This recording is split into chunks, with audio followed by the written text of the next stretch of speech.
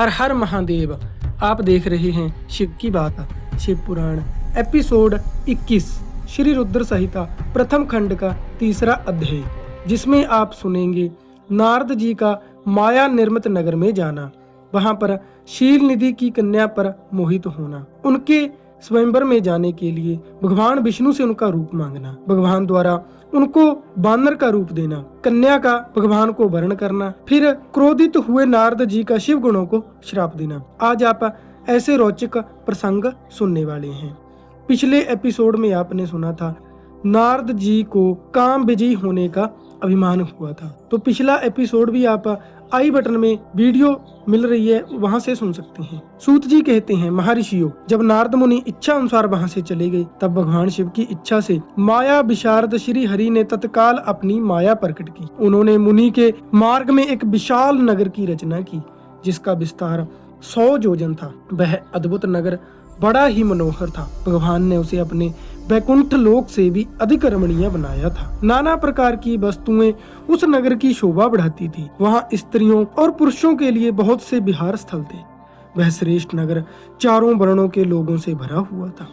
वहां शील निधि नामक ऐश्वर्यशाली राजा राज्य करते थे। वह अपनी पुत्री का स्वयंवर करने के लिए उद्यत थे, अतः उन्होंने महान उत्सव का आयोजन किया था। उनकी कन्या का वर्ण करने के लिए उत्सुक होकर चारों दिशाओं से बहुत सारे राजा राजकुमार पधारे थे, जो नाना प्रकार की वेशभूषा तथा सुंदर शोभा से प्रकाशित हो रहे थे। उन राजकुमारों से वह नगर भरा पूरा दिखाई देता था। ऐसे सुंदर राजनगर को देख नारद जी मोहित हो गए। वह राजा शील निधि के द्वार पर गए। मुनि श्रोमणी नारद जी को आया देख महाराजा शील निधि श्रेष्ठ रत्नमय सिंहासन पर बिठाकर उनका पूजन करने लगे। तत्पश्चात अपनी सुंदर कन्या को, जिसका नाम श्रीमती था, बुलवाया और उसे नारद जी के चरणों में प्रणाम करवाया। उस कन्या को देख नारद मुनि चकित हो गए और बोले, हे राजन, यह देव कन्या के समान सुंदरी महाभागा कन्या कौन है? उनकी यह बात सुनकर राजा ने हाथ जोड़कर कहा, मुने, ये मेरी पुत्री है, इसका नाम श्रीमती है। अब इसके विवाह का समय आ गया है। यह अपने लिए सुंदर वर चुनने के लिए निमित्त स्वयंवर में जाने वाली है। इसमें सब प्रकार के शुभ लक्षण लक्षित होते हैं। महर्षि, आप इसका भाग्य बताइए। राजा की इस प्रकार पूछने पर काम से विकल हुए मुनि श्रेष्ठ नारद उस कन्या को प्राप्त करने की इच्छा मन में लिए राजा को संबोधित करके इस प्रकार बोले, भूपाल, आपकी यह पुत्री समस्त शुभ लक्षणों से संपन्न है, परम सौभाग्यवती है। अपने महान भाग्य के कारण यह धन्य है और साक्षात लक्ष्मी भांति समस्त गुणों की आधार है। इसका भावी पति निश्चय ही भगवान शंकर के समान वैभवशाली, सर्वेश्वर, किसी से पराजित ना होने वाला वीर, काम विजयी तथा संपूर्ण देवताओं में श्रेष्ठ होगा। ऐसा कहकर राजा से विदा ले इच्छा अनुसार विचरने वाले नारद मुनि वहां से चल दी। वह काम की वशीभूत हो गए थे। शिव की माया ने उन्हें विशेष मोह में डाल दिया था। वे मुनि मन ही मन सोचने लगे कि मैं इस राजकुमारी को कैसे प्राप्त करूं। स्वयंवर में आए हुए सभी राजकुमारों को छोड़कर वह कन्या एकमात्र मेरा ही वर्ण करे, यह कैसे संभव हो सकता है? समस्त नारियों को सौंदर्य सर्वथा प्रिय होता है। सौंदर्य को देखकर ही वह प्रसन्नता पूर्वक मेरे अधीन हो सकती हैं, इसमें संशय नहीं है। ऐसा विचार कर काम से विकुल हुए मुनिवर नारद भगवान विष्णु का रूप ग्रहण करने के लिए तत्काल उनके लोक में जा पहुंचे। वहां भगवान विष्णु को प्रणाम करके वे इस प्रकार बोले, भगवान, मैं एकांत में आपसे अपना सारा वृतांत कहूंगा। तब बहुत अच्छा कहकर लक्ष्मीपति श्री हरि नारद जी के साथ एकांत में जा बैठे और बोले, मुने, अब आप अपनी बात कहिए। तब नारद जी ने कहा, भगवान, आपके भक्त जो राजा शील निधि हैं, वे सदा धर्म पालन में तत्पर रहते हैं। उनकी विशाल लोचना कन्या है, जो बहुत ही सुंदरी है। उसका नाम श्रीमती है। वह विश्व मोहिनी रूप में विख्यात है और तीनों लोकों में सबसे अधिक सुंदरी है। प्रभु, आज मैं शीघ्र ही उस कन्या से विवाह करना चाहता हूँ। राजा शील निधि ने अपनी पुत्री की इच्छा से स्वयंवर रचाया है, इसीलिए चारों दिशाओं से वहाँ सहस्त्रों राजकुमार पधारे हैं। नाथ, मैं आपका प्रिय सेवक हूँ, अतः आप मुझे अपना स्वरूप दीजिए, जिसे राजकुमारी श्रीमती निश्चय ही मुझे वर ले। सूत जी कहते हैं, महर्षियों, नारद मुनि की ऐसी बात सुनकर भगवान मधुसूदन हंस पड़े और भगवान शंकर के प्रभाव का अनुभव करके उन दयालु प्रभु ने उन्हें इस प्रकार उत्तर दिया, मुने, तुम अपने अभीष्ट स्थान को जाओ। मैं उसी तरह तुम्हारा हित साधन करूंगा जैसे श्रेष्ठ वैद्य अत्यंत पीड़ित रोगी का करता है, क्योंकि तुम मुझे विशेष प्रिय हो। ऐसा कहकर भगवान विष्णु ने नारद मुनि को मुख तो बानर का दे दिया और शेष अंगों में अपना जैसा स्वरूप देकर वह वहां से अंतर्ध्यान हो गए। भगवान की बात सुनकर उनका मनोहर रूप प्राप्त हो गया समझकर नारद मुनि को बड़ा हर्ष हुआ। वह अपने को कृत मानने लगे। भगवान ने क्या प्रयत्न किया है इसको वे समझ ना सके। तदंतर मुनि श्रेष्ठ नारद शीघ्र ही उस स्थान पर जा पहुंचे जहां राजा शीलनिधि ने राजकुमारों से भरी हुई स्वयंवर सभा का आयोजन किया था। राजपुत्रों से घिरी हुई वह दिव्य स्वयंवर सभा दूसरी इंद्र सभा के समान अत्यंत शोभा पा रही थी। नारद जी उस राज्य सभा में जा बैठे। वहां बैठकर प्रसन्न मन से बार बार यही सोचने लगे कि मैं भगवान विष्णु के समान रूप धारण किए हुए हूँ, अतः वह राजकुमारी अवश्य मेरा ही वर्ण करेगी, दूसरे का नहीं। मुनि श्रेष्ठ नारद को यह बात ज्ञात नहीं थी कि मेरा मुख कितना क्रूप लग रहा है। उस सभा में बैठे हुए सभी मनुष्यों ने मुनि को उनके पूर्व रूप में ही देखा। राजकुमार आदि कोई भी उनके रूप परिवर्तन के रहस्य को ना जान सके।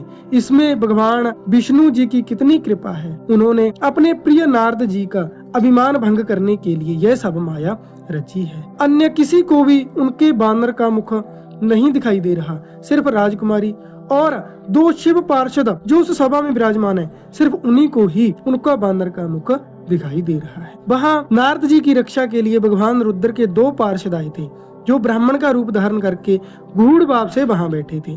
वे ही नारद जी के रूप परिवर्तन के उत्तम भेद को जानते थे। मुनि को कामावेश से मूढ़ हुआ जान वे दोनों पार्षद उनके निकट गए और आपस में बातचीत करते हुए उनकी हंसी उड़ाने लगे। परंतु मुनि तो काम से विकल हो रहे थे, अतः उन्होंने उनकी यथार्थ बात भी अनसुनी कर दी।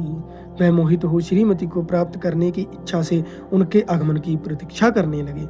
इसी बीच में वह सुंदरी राजकन्या स्त्रियों के साथ अंतःपुर से बाहर आई। उसने अपने हाथ में सोने की एक सुंदर माला ले रखी थी। वह शुभ लक्षणा राजकुमारी स्वयंवर के मध्य भाग में लक्ष्मी के समान खड़ी हुई अपूर्व शोभा पा रही थी। उत्तम व्रत का पालन करने वाली वह बहु कन्या माला हाथ में लेकर अपने मन के अनुरूप वर को ढूंढती हुई सभा में भ्रमण करने लगी।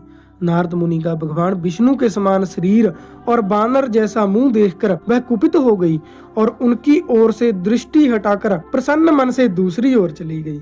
स्वयंवर सभा में अपने मनोवांछित वर को ना देखकर वह भयभीत हो गई। राजकुमारी उस सभा के भीतर चुपचाप खड़ी रह गई। उसने किसी के गले में जयमाला नहीं डाली। इतने में ही राजा के समान वेशभूषा धारण किए भगवान विष्णु वहां आ पहुंचे। किन्हीं दूसरे लोगों ने उनको वहां नहीं देखा, केवल उस कन्या की ही दृष्टि उन पर पड़ी, क्योंकि ये सब भगवान विष्णु की ही माया से हो रहा था। भगवान को देखते ही वह परम सुंदरी राजकुमारी का मुख प्रसन्नता से खिल उठा। उसने तत्काल ही उनके कंठ में वह माला पहना दी। राजा का रूप धारण करने वाले भगवान विष्णु उस राजकुमारी को साथ लेकर तुरंत ही अदृश्य हो गए और अपने धाम में जा पहुंचे। इधर सब राजकुमार श्रीमती की ओर से निराश हो गए। नारद मुनि तो काम वेदना से आतुर हो रहे थे, इसीलिए वह अत्यंत विकल हो उठे। तब वह दोनों विप्र रूपधारी ज्ञान विशारद रुद्रगण काम विकल नारद जी से उसी क्षण बोले। रुद्रगणों ने कहा, हे नारद, हे मुनि, तुम व्यर्थ ही काम से मोहित हो रहे हो और सौंदर्य के बल से राजकुमारी को पाना चाहते हो।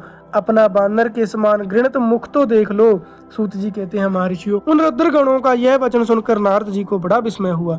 वह शिव की माया से मोहित थे।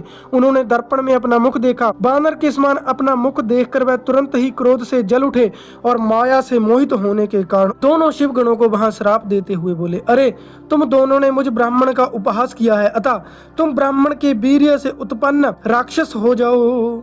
ब्राह्मण की संतान होने पर भी तुम्हारे आकार राक्षस के समान ही होंगे। इस प्रकार अपने लिए श्राप सुनकर वह दोनों ज्ञान श्रोमणी शिवगण मुनि को मोहित जानकर कुछ नहीं बोले। ब्राह्मणों वह सदा सब घटनाओं में भगवान शिव की इच्छा मानते थे, अतः उदासीन भावना से अपने स्थान को चले गए और भगवान शिव की स्तुति करने लगे। बोलिए शंकर भगवान की जय। आज का अध्याय यहीं पर समाप्त होता है। अगले अध्याय में आप देखेंगे नारद जी द्वारा भगवान विष्णु को श्राप देना, फिर माया के दूर होने के पश्चात भगवान के चरणों में गिरना, शुद्धि का उपाय पूछना, भगवान विष्णु का उन्हें समझा बुझाकर शिव का महात्म्य जानने के लिए ब्रह्मा जी के पास जाने का आदेश और शिव के भजन का उपदेश देना। अगला एपिसोड भी बहुत ही प्यारा होएगा, इसीलिए चैनल के साथ जुड़े रहें। हर हर महादेव।